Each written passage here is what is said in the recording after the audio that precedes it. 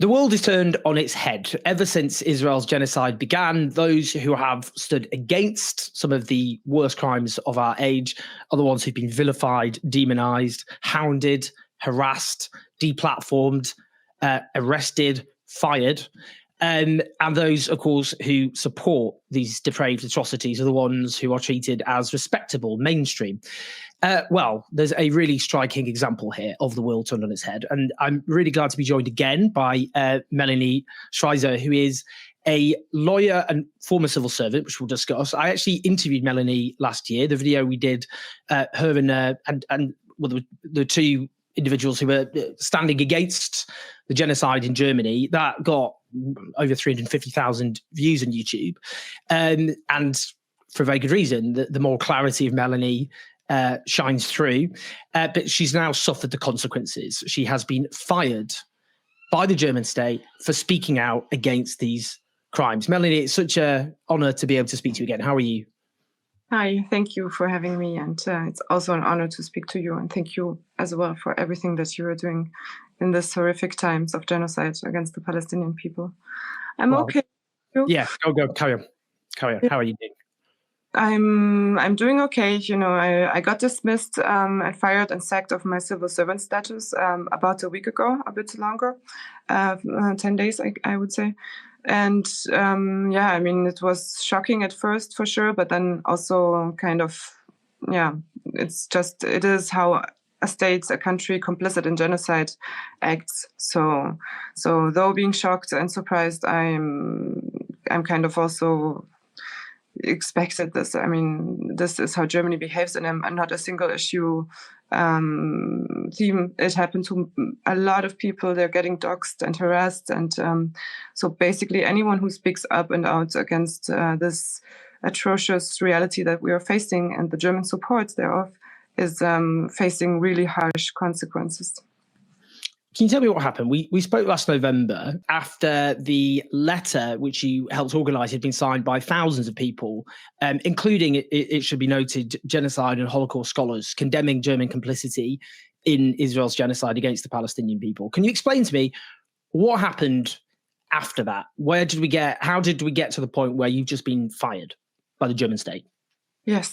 So this letter initiative was a broad initiative from academics and artists and professors, people of all ranges of society, because we were desperate and so outraged about everything that is going on and in pain, right? And each of us had been doing initiatives beforehand, writing countless letters. There was a letter of civil servants that had been ridiculed by the German spokesperson when asked in the press conference around April or May last year, right? So there had been initiatives. And so we decided this time we will make it with names, because the German government was accusing this initiative to be fake and not existing, right? So anyways, we did that, and we had published the letter, and we had some follow-up requests to the government after our interview. There were more than 5,000 people from all around the world signing this letter, people from Israel and Palestine and the US. And then we never got any response. And then there was also a federal press conference about this letter by the initiators. And there was just no reaction, right? So things continued to be really bad in Germany. The German support via politically, moral, like military and weapons increased and stayed, even though Germany is sued in front of the international, or accused in front of the International Court of Justice for aiding and abetting, supporting genocide, right? So basically, after the interview, I also decided that I have to do more that is in my power, because I've tried countless times to do everything that I could apart from work, you know, for my civil rights that I have. And then I also talked to people within the ministry and tried to reach somewhere, but it didn't get me anywhere. So I decided to become politically active.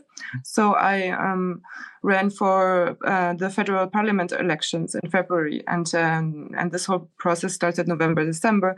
And of course, I'm allowed to do that as a civil servant, just as any other person.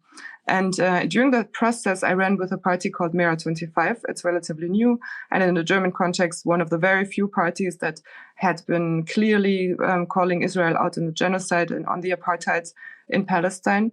So I was, of course, expressing my opinion publicly and the opinion of my party, because this is the program of the party. And I was posting on X, the platform. And then there was a journalist getting attacked. It's very regular and very normal now, that journalists who are reporting on this are getting smeared as anti-Semites from private actors, private people who have a lot of followers. So I defended this journalist, and this seemed to be an act of provocation for that person. So she was looking at my profile, so that I'm a lawyer, and then obviously wanted to know more. So she hopped on LinkedIn trying to find out where I was working as a lawyer, because I guess this is threatening to them, because I am a lawyer. So I'm a person that knows also the laws, and with my stance that is completely open and clear. I'm not hesitating to call it a genocide, because in my legal and personal opinion, this is a genocide. And anyway, so then a harassment campaign and doxing campaign started. The Bild tabloid, Axel Springer, big right-wing newspaper that is very well known for defamation and slamming and harassing people. So they picked up on it and asked the ministry for their opinion. How could it be, as they defamed me and called me an anti-Semite and Israel haters working in the ministry? And then everything went really quickly. So I had an HR talk after the interview was published, where the ministry, of course, did not ask me before my opinion about this or the facts. So they pretty much jumped on this defamation campaign, which is actually also really harmful to me and my family, of course. And in the end, I got suspended ever since. I was on holidays in December. And of course, I kept expressing my opinion, because it was part and parcel of my campaign, of my political electoral campaign. So beginning of January, I was suspended. And as a matter of fact, I never saw my office again after this Bild right-wing newspaper appeared. And then the elections took place at the end of February, and a few days after, I got notified that I'm going to be dismissed with immediate effect, and my civil status will be removed from me, and I'm not allowed to enter the office anyhow. Yeah. I mean, just to make a comparison here in terms of how people are treated, because you've been fired as a civil servant there. But if we think about for example, the German Commissioner on Anti-Semitism, who has openly supported this is Felix Klein, who praised Donald Trump's plans to forcibly to ethnically cleanse Gaza. I mean, they say it's voluntary migration. It's no such thing, of course. People, in practice, it means forcible removal. And I've spoken to genocide scholars who say that's a genocidal act in itself. He hasn't been fired. So you've spoken out as a civil servant against German complicity in genocide and war crimes, which the International Criminal Court, of which Germany is a signatory state, war crimes and crimes against humanity, they've issued arrest warrants over to the Israeli leadership. But he keeps his job when he supports what many genocide scholars believe is actually genocide, let alone ethnic cleansing. Yeah, absolutely. So there you can see the hypocrisy very clearly, and also the complicity of the German state in these crimes, in this genocide. It's very obvious. Maybe, and you're absolutely right, I will come to that. Maybe I can first dive into why exactly I was. Please do. Yeah, please do. So pretty much the first of all reasons was that I was violating the principle of moderation that civil servants have, of course, and I'm aware of that. And then in the writing that they gave me, they would bring some examples of what I had expressed publicly, right? And on X, probably, I mean, every single statement I think is from X. So the online platform. One, for example, is that I was posting Israel has the right to defend what? Exactly, apartheid, genocide. And then another statement was Israel is a genocidal racist state. And another one was, we have been watching a live stream genocide for 14 months while our political leaders have clapped hands to it. So, the principle of moderation is in relation to the reality that we are seeing. And the reality is that numerous well-known and renowned NGOs worldwide have called this a genocide. This was not Amnesty International, for example. Amnesty International. Exactly. Human Rights Watch, I believe Oxfam. So pretty much. And genocide scholars like Omar Bartov, the Israeli-American professor of genocide and Holocaust studies at Brown University. So there's a large consensus. Exactly. Amos Goldberg, who also signed our letter. So, and then Israel is accused of committing a genocide in front of the International Criminal Court, and there have already been 3 preliminary measures by the court. Any court in the world, and I know that as a lawyer, would not do such a thing if there would not be profound reasoning for this to be accurate, right? They wouldn't even take the claim in the first place and start opening an investigation. So, and also the premier of Israel, I mean Benjamin Netanyahu, is accused of war crimes. He's wanted with an arrest warrant. So all of this is happening in reality, and they accuse me of violating the principle of moderation when I call it out. And of course, me as a civil servant, I also have my basic civil rights. So I have my rights of freedom of expression. This is undoubtable. And there's a difference between stating facts and stating an opinion. In my opinion, it's a genocide, and it's not taken out of the blue, because there are facts and a wide range of scholars, as you were saying, and lawyers and legal experts that are saying this. And of course, we have a duty to prevent it, not just by the Genocide Convention, which is in place to precisely prevent it, and which Germany is also a signatory to, right? But also as civil servants, as people in the world, because we see this atrocity unfolding. So, and in another reasoning, for example, that they mentioned in this dismissal letter was that I am wearing melon earrings. As a sign of a political statement, because this would be used by Palestinians and expressed in Palestinian art, for example. So, when there you can just see the reasoning is quite questionable. For melon earrings, I will lose my civil status without ever being even notified about that, because there was a business trip that we took for 5 days, and I was wearing those, yes. And I was with the state secretary, and no one ever asked me to remove them, right? So why not? If this is not allowed, then I mean, it's a fruit. So then you would have to notify them. And then exactly what you mentioned, what happened a few days after my dismissal, the Federal Commissioner for Anti-Semitism in Germany, Felix Klein, was openly in an interview calling to follow the Trump's plan for ethnic cleansing, and of course framing it in nicer words. So the relocation of people, and if you renovate your house, you would also leave the house for a while, which is, we all know that this is a call for the forcible dismissal of a whole nation. It's ethnic cleansing. Okay. Part of the genocide that is still ongoing. And all this happened in a context where Israel is now, for the past more than 10 days, completely blocking any food to Gaza. There are 1.1 million children that are being starved to death in front of our eyes at the moment, and 1.2 million adults as well. And cutting off electricity, so that means they have no clean water. This is an absolute abhorrent war crime, yet again. And then in this context, the Federal Commissioner for Anti-Semitism can make such phrases. And, there was a little outcry about it in the federal press conferences. The spokesperson were asked many times, what are you going to do? What consequences will you do against the commissioner? This is advocating for a war crime. And the German government repeatedly, through their spokesperson, said they will do nothing about it. At first, they said it's a private opinion. Later, they said he stated this in his position as a commissioner for anti-Semitism.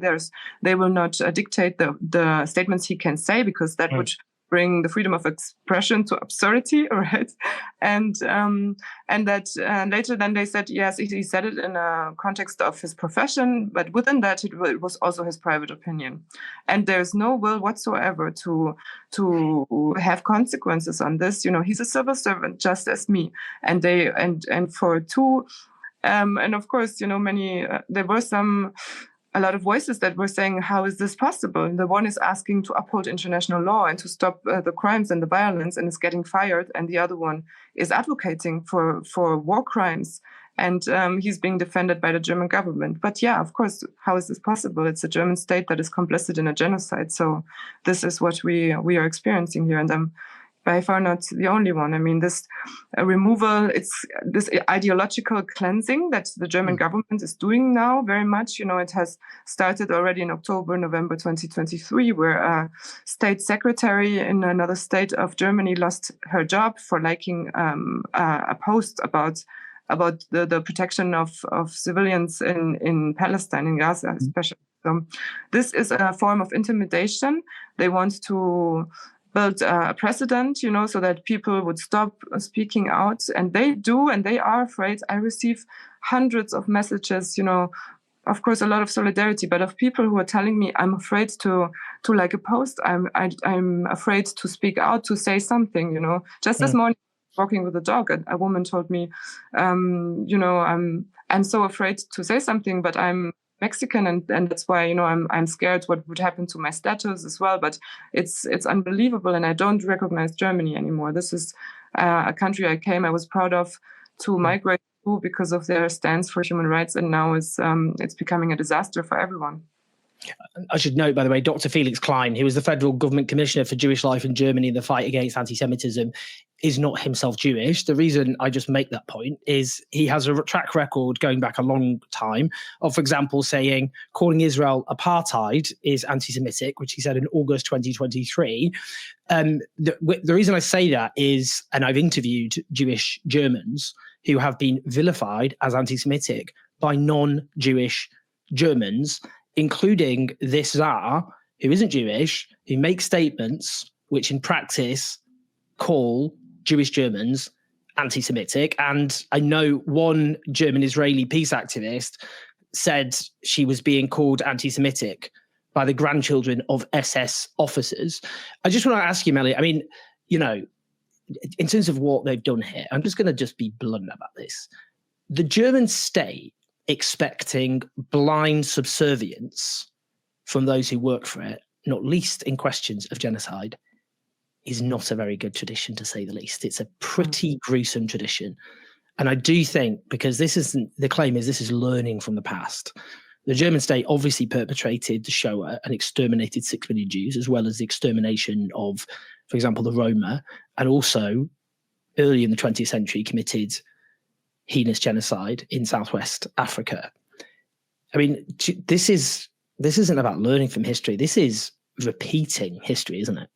Absolutely, 100%. Thank you for outlining that. Oddly enough, I believe none of the 16 commissioner for anti-Semitism and Jewish life Jewish.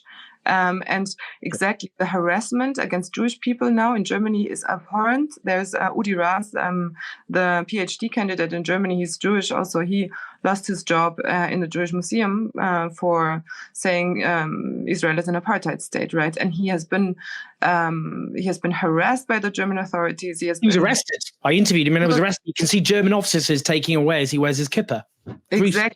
Exactly, and he was ridiculed by German police officers. They were laughing at him for wearing his kippah, So this is a very, very concerning, dangerous development that we are having. And exactly as you were saying, this is repeating the past. It's not learning from the past.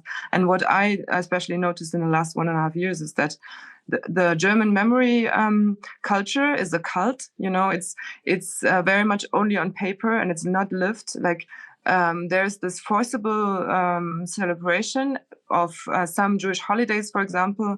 In my ministry, there's the symbol of the Jewish, how is it called again? See, that's also another thing. Like, we know nothing about Jewish life in Germany, I really have to say. And I also noticed that in the last months that we have no idea about really Jewish holidays and the culture, and because we never learned about it, because we were only on an abstract level taught to regret and to feel guilty and shame about what happened. And I mean, rightfully so, it is horrible, and you should feel guilty, right? But then you should learn about it, like really learn and draw the lessons. So what was that? You know, sometimes I talk to people in the campaign time, and I was like, you know, talking about the issue in Palestine and the genocide, and a person would tell me, who's from the left anchor, like, it can't be a genocide. There are not enough people have died, have been murdered. This is the German understanding. So, you know, it's so self-centered and narrows down to, it's not a genocide when 6 million people are being murdered, right? It's this is not the approach to go about it. It's the dehumanization of a people, the clear goal to annihilate them and kill them. And this is exactly what we are seeing and portraying. And the German history now is being instrumentalized for people to stay put, to be quiet, to not say anything, but it's completely going wrong. You know, I just this morning was remembered there was an effort by a clinic in Germany to get 40 Palestinian children out of Gaza who were severely hurt. And for months they were trying, and it would be financed everything privately by the doctors themselves. And the German government prevented this. They actively prevented these children from entering, and half of these children died, you know. This is, it's so painful to watch. It's such and me, especially as a German, I feel compelled to speak out against this, because during my whole life, I was wondering, you know, how is this possible? How could things like that happen? And to me, it's very much a similar situation now. You know, also the silence of the media in Germany, they choose to not cover this. They are actively taking part in the dehumanization, in the one-sided approach. They are amplifying the racist views of the government and of the politicians. So in this context of now Israel again starving people in Gaza, right? The media, the German main media outlet, Tagesschau, you know, very known, they were saying this, Israel is increasing pressure on Hamas with this. It's not increasing pressure on Hamas. It's starving people to death. And this is a war crime, you know, but with their lingual like framing of it, they are actively taking part in the population to not be concerned, you know, because this is only us, right?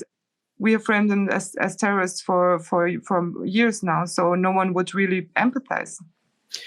I mean, as you were alluding to there, this really is a gruesome lesson in how the great atrocities of the past were possible. Because I often, like, you know, I studied history, and you think, how could this possibly have happened at the time? How could so many have acquiesced in such obvious, obscene atrocities? And now we know. And also, German history shows genocide is a process, not an event, and that's what all genocides show, of course. Just finally, I want to ask you this. Some people in Germany and beyond will look at what's happened to you and they will maybe feel scared, you know, which is, you know, the German state were trying to make an example of you here, which we can see, because you can be a civil servant who literally speaks positively about an objective, grave war crime, in terms of the commission we spoke about. But if you're a civil servant which speaks out in support of international law, in support, I would know, of what is detailed in the arrest warrants issued by an international criminal court, which Germany is a member state of, one of the founding states of, and then you can be fired. So, you know, people look at your situation and say, well, maybe I should keep quiet. What do you say to people who fear the consequences, who want to speak out but aren't speaking out because they fear those consequences? Yeah, so I just also want to add something to what you said before about how we wondered how this was possible. Right now we know. So this is the one part. Yeah, the second part, I always wondered, I was thinking, you know, Sophie Scholl, the White Rose Resistance Group, if only enough people would have known, you know, they could have prevented it. But now, sadly, I know that everyone knew back then, and now as well. Everyone knows now. It's not a question of convincing people. Everyone knows that what is happening is deeply wrong. It is horrific. A genocide is called a crime against humanity because it affects us all, every one of us, deeply in our humanity, and it is robbing us of our soul and of our consciousness, and it will leave a stain on all of us. We will not get out of this, as nothing had happened. So this is why it's called a crime against humanity. And I want to tell people, precisely in my case, this is not a reason to be intimidated and not speak up, because yes, I lost my workplace, I lost my job, I lost my civil status. But then again, like hours after I spoke about it publicly, I got 2 new job offers.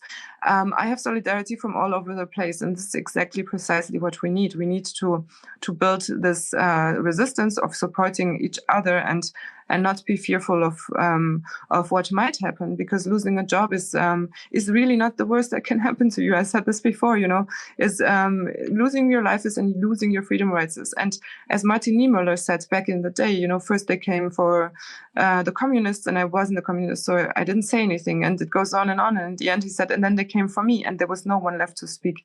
And I have to say, this is what is happening at the moment. This this complete blatant attack on freedom rights, it will not stop with the Palestinian people. It will spill over to other areas, and this lawlessness that we experience at the moment, it will affect other areas. And as before, you're living in an authoritarian state that doesn't care about the constituency, right? As they already don't do. 70% of the German population are against weapons delivered to Israel, and yet they continue to do it. And it goes in any other areas as well. And now we see a warmongering. We are walking with fast steps towards a huge increase of conflicts, of wars. The European Union is like bulking up with millions and trillions in war money when our bridges are collapsing and our trains are crashing. We don't want that, and it's not necessary. We elect politicians, and they get money so that they can resolve conflicts and not deliver weapons. Any war is a failure of politics, basically, and we have to stay put and demand it, because if we don't do it, in my case, this is an attack on my freedom rights. It goes beyond Palestine and the genocide that is happening there. Of course, this is one of the things that I'm fighting for, to end it, and also the apartheid. But what is happening now is that my personal, very basic human rights and civil rights in Germany are being taken away, and I will not tolerate that. And in this case, for example, it's also as a political candidate, in Germany, there's the Parliamentary Act that gives you a protection, especially. So you cannot be fired while you're running for a political office when you are advocating for the party's topics, which is precisely what I did. So they try to ignore this fact, but of course I will have a legal proceeding against the government, and I will see my damages being compensated. And I think in the end, if you follow your heart and what is true to you, you will always be compensated for that. So, whatever comes next, I don't know it yet. And yes, insecurity is hard to handle sometimes, but I'm sure there will be better things coming out of this. And for people who are really so afraid or need their security of a job because of their family, they have to provide. There are countless other ways you can support. You can write emails. You can write emails to my ministry, for example, to expressing your outcry about this, because it is a scandal what is happening. And then you can if you have some spare money, give it to some organizations, some individuals that are fighting this legal fight for you, defend the defenders. And we need this to come together now if we don't want to end up in endless wars, in violence, in murder, in slaughter, what our politicians are advocating for. This is not, I don't stand for this, not in my name. This is a lie to how I was brought up, to what I learned about the Holocaust. And I will not be silent, even though they tried to silence me. And what happened afterwards also, I'm invited to numerous events now. So